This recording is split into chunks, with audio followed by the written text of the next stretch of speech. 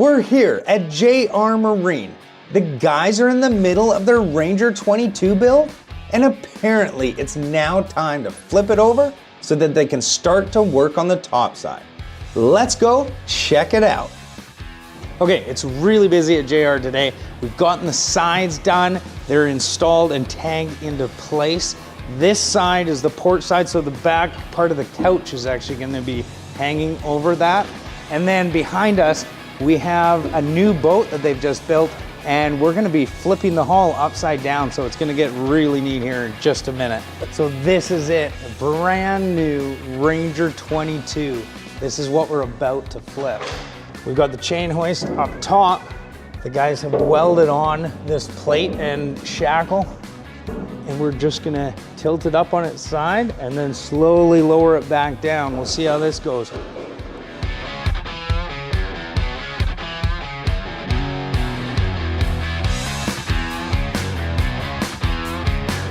We're just about to flip the new Ranger 22.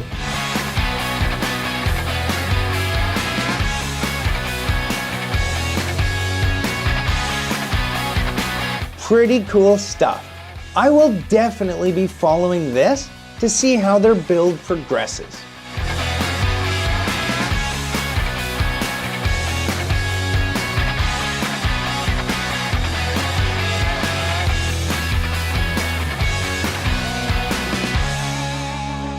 On my boat, we'll be continuing to build out the supporting frame that will surround the pontoons.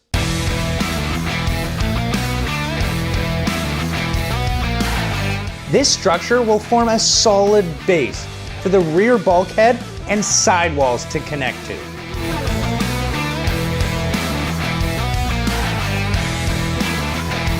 With the aluminum plate cut to size, it's time to head over to the brake.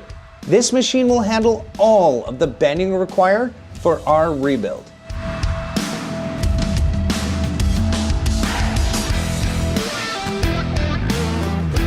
Aiden checks the notes on each piece that describe the bend details required for each piece and compares them to the schematic. He asked Jevin if he can clarify a few design adjustments so that he can incorporate them into his new layout. 14 and 11/16, and then 11 and an 1/8 from that point. Sometimes things in the design process kind of go askew in the computer, so to account for that in real life, you just got to make a couple modifications. That's a big modification, but it's all going to end up big here, which is going to be the edge of the cabin, which is going to be a nice fair curve, so we can just end up cutting that off later. So the other piece in there right now, from the bottom to the first bend line, is 14 11/16. This is 17 3/4. And then from that bend line to the next bend is 11 and an 1/8. Oh, from there. Different? Okay, hold on. So that's forward, correct? Yeah. Okay, so let's mark that here. What this is forward. That so that's down, and that's down. So this is going to be port side, yeah. Right? These two have to match what currently is in the boat. Right. And that's this mark? That's that mark, and then that mark. That's totally right. Yeah. Yes, exactly. And then that's so residual. we don't care so much what's green after, but we're going to go, we'll call this number 1. Yeah.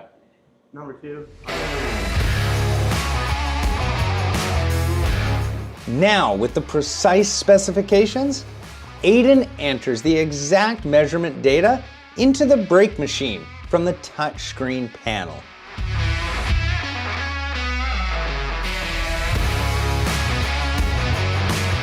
As always, a test bend confirms that the machine is properly calibrated.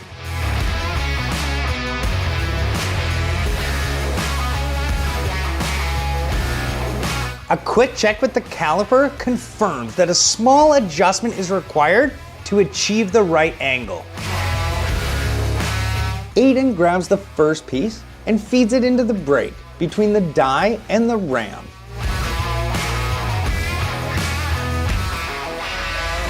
He rotates the piece, then sets up for the second bend required for each piece in the frame.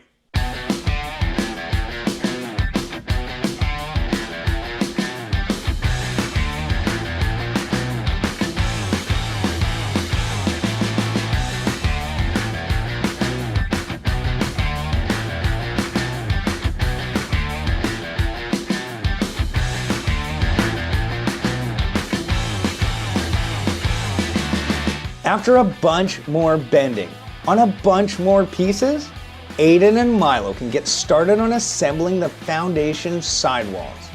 If you have two pieces that have the grain going different ways, and you have the same settings in the machine, one might bend more than the other because of the grain. See how it's a little different?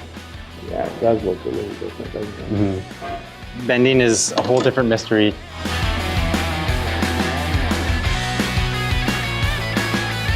As each of the segments is dry fit into position, new angles are scribed at the joints so that the custom cuts can be made. This helps accommodate the nature of a soft-sided boat like a Zodiac.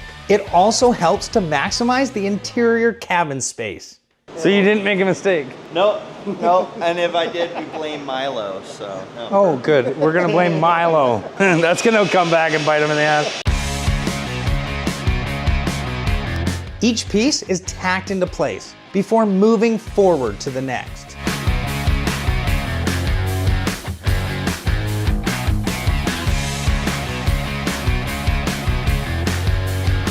Soon, the interior base starts to take form. It's now easy to see the early beginnings of a boat. Final welding will take place once the entire superstructure has been assembled.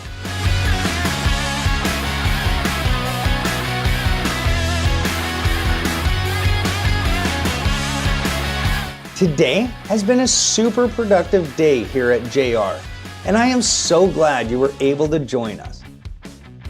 So we have a lot of progress going on so far. We have all the walls up, as you can see here, and they're bending them on and tagging them down as they go. This angle lines up now, everything is coming along. This is gonna be the inside, and it's gonna go over the pontoons. Once it's over, that's where the bow cabin and then the aft cabin starts getting built up from that.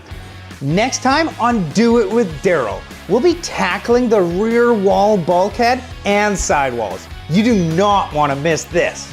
Please remember to like and subscribe. It really helps. And I'll see you next time on Do It With Daryl.